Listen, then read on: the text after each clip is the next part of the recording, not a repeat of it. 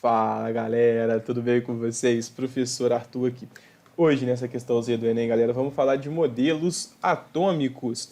Então, o principal foco aqui vai ser se você compreende o modelo atômico, no caso o de Bohr, e as suas implicações nos fenômenos que acontecem ali com os elétrons. O que você vai precisar para poder absorver muito bem esse conteúdo e entender essa questão? Você precisa deixar o like no vídeo. Isso aí, galera, ó, é indiscutível. Deixou o like, seu conhecimento já ó, dispara no aprendizado. Isso aí é comprovado. Brincadeira, galera.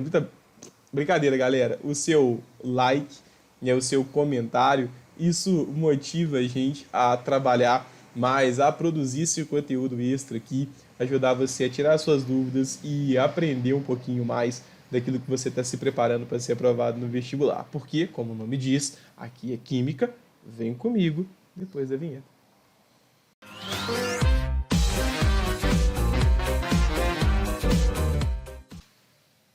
Olha só, galera, o que essa questãozinha fala pra gente? Ó, eu vou dar um zoom aqui pra gente poder ler melhor, porque na minha idade essas letrinhas pequenas já não dá mais não, tá? Fala o seguinte na questão 116.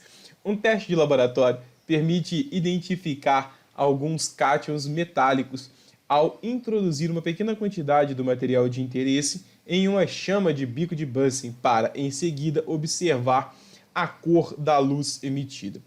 A cor observada é proveniente da emissão de radiação eletromagnética ao ocorrer a. Então, letra A, por exemplo, mudança da fase sólida para a fase líquida do elemento metálico. Letra B, combustão dos cátions metálicos provocada pelas moléculas de oxigênio. Letra C, diminuição da energia cinética dos elétrons em uma mesma órbita na eletrosfera atômica. Letra D, transição eletrônica de um nível mais externo para outro mais interno na eletrosfera atômica. Promoção dos elétrons que se encontram em nível fundamental de energia para o nível mais energético. Então perceba que ele quer que você justifique a presença de cor baseado nesse modelo atômico. O que um modelo atômico vai fornecer para a gente? Você precisa compreender. Para te ajudar, eu vou fazer o convite, eu vou deixar aqui para você, né, no slide, tá para lá, o meu Instagram. Esse aqui é um exemplo de um mapa mental, de um resumo, porque no meu Instagram eu faço um trabalhozinho em paralelo. Você vai ver, tem resumos, tem mapas mentais, tem dicas de estudo, tem vídeos de experimentos comentados, curiosidades sobre química, né? É sempre legal a gente poder trazer esse tipo de informação. Então, eu vou deixar o convite. Esse aqui é um exemplo de um resumo de modelos atômicos. Tem vários outros de vários temas lá, tá, galera? Fica aqui o convite. Tenho certeza que vai ter muito material que você vai gostar e vai te ajudar muito nesse processo para você ser aprovado.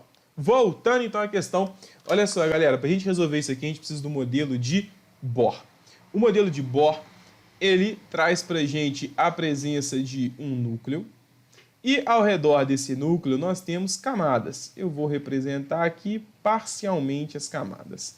A camada 1, que é a mais interna, também conhecida como camada K. Então, camada K ou nível 1. Depois nós temos o nível 2, também conhecido como camada L. Depois, nível 3, camada KLM. Depois, o nível 4,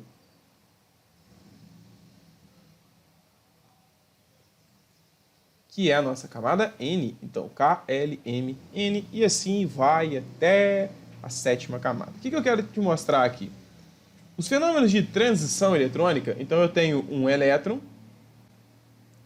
Esse elétron está no nível interno, ou menor nível, camada mais interna. E ele pode fazer uma transição eletrônica.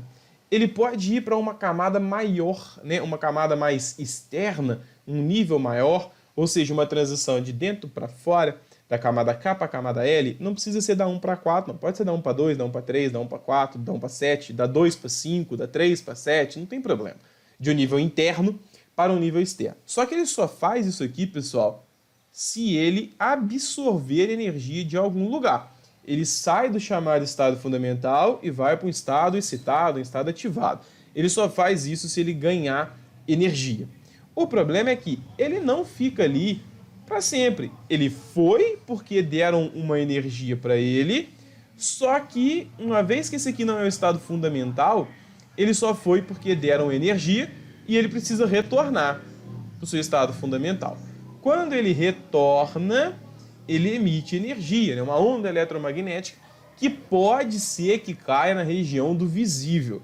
Quer dizer que você sempre vai ver? Não, pode ser que caia no nosso intervalo da faixa de visível. Você veja. Exemplo, quando você pega o sal de cozinha, você coloca lá, você tem o cloreto de óleo, NaCl+. Quando você coloca o Na+Cl-, quando você coloca o cloreto de sódio num garfo, por exemplo, você pode fazer o experimento. Se você não sabe usar um fogão, tem medo, não se aproxima, peça o responsável, um adulto, para fazer para você. Pega um garfo, óbvio, não é de plástico, põe um pouquinho de sal e leva a ponta do garfo na chama. Você vai ver que a chama do gás, que é azulada, ela vai ficar um amarelo intenso, um laranjado, culpa do sódio mais, que vai sofrer transições eletrônicas, absorve energia. De onde? Da chama. A chama da energia, né, o calor ali, joga os elétrons para o estado excitado e ele volta. Quando ele volta, ele emite onda eletromagnética, ele emite luz. No caso do sódio, cai na região ali daquele amarelo, meio laranja.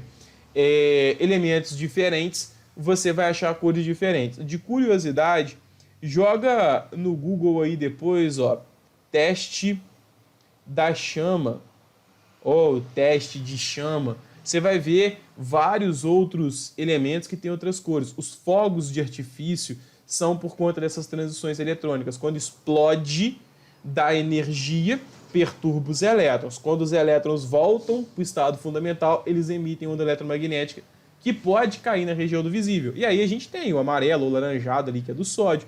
Você tem vermelho, tem verde, tem azul. Cada um vai depender do seu elemento metálico. Então procura no Google de curiosidade, teste da chama, você vai ver uma imagem com vários íons metálicos com cores diferentes. Então o modelo de Bohr é quem fala isso pra gente, né? Ele diz que um dos seus postulados, um elétron pode transitar entre camadas, ele pode fazer transições eletrônicas, bastando para isso absorver energia, se a transição for de um nível menor para um nível maior, ou de uma camada interna para uma camada externa. E ele emite energia quando sai de uma camada externa para uma camada interna, uma transição de um nível maior para um nível menor. Isso é o modelo de Bohr que diz para você. Então essa é a informação que você precisava para resolver a questão. Porque aí você sabe, mudança de fase sólida para a fase líquida do elemento metálico. Não tem a ver com isso, né? O metal não vai ter essa mudança de cor, emissão, por conta disso, né? É um fenômeno que não tem a ver com esse ponto. Ah, Arthur, mas quando você aquece um metal até ele passar o ponto de fusão, é muito comum ele ficar incandescente. Não acontece com o mercúrio, porque o mercúrio tem temperaturas baixas de fusão, tanto que é líquido a temperatura ambiente. Nem com o galho. Mas metais que têm temperatura de fusão mais alta, que precisa aquecer, ele acaba realmente, por incandescência, iluminando. Mas não é o caso aqui. A gente não faz isso com a temperatura da chama do umbigo de Bunsen. Você não está fazendo fusão do metal ali. Letra B. Combustão dos cátions metálicos provocado pela molécula de oxigênio. Não tem a ver com isso. Tem a ver com transição eletrônica. Repara que essa é uma questão que, para você resolver, você precisa de uma base teórica muito boa. Se você olhar outros vídeos aqui no canal, você vai ver que em muitos deles eu faço questão de resolver com os dados que ele está te fornecendo, que dá para julgar. Aqui não tem como. Aqui é uma questão que você precisa saber da teoria mesmo para você fazer. Não tem como. Tanto que o enunciado em si ele é bem pobre de informações para você. Ele descreve o experimento exatamente do teste de chama. Você vai levar um metal ali, ou uma solução que contém um metal, e vai fazer o teste de chama. Tanto que se você pegar um pouquinho de água na mão e jogar na chama do fogão, também vai dar certo. Você vai ver aquela coloração aparecendo. Não é encher a mão e derramar no fogão. É só umas gotinhas ali, você vai perceber isso acontecendo. Então, não é a ver com combustão. Diminuição da energia cinética dos elétrons em uma mesma órbita da eletrosfera atômica. Cara, essa aqui loucura total, não tem nada a ver. Transição eletrônica de um nível mais externo, por exemplo, 4, para outro mais interno, por exemplo, 1.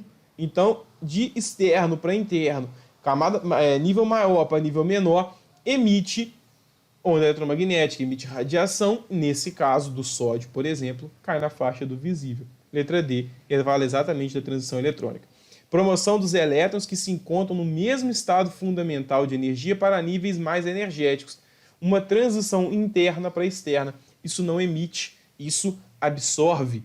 Então, o fenômeno aqui está até que certinho, mas não justifica aquilo que ele está comentando, que é observar a emissão de radiação, a emissão de luz. Beleza? Meus queridos, já fiz o meu convite para você no Instagram, espero que você vá, espero que você ache material que te ajude, que torne interessante o seu estudo de química.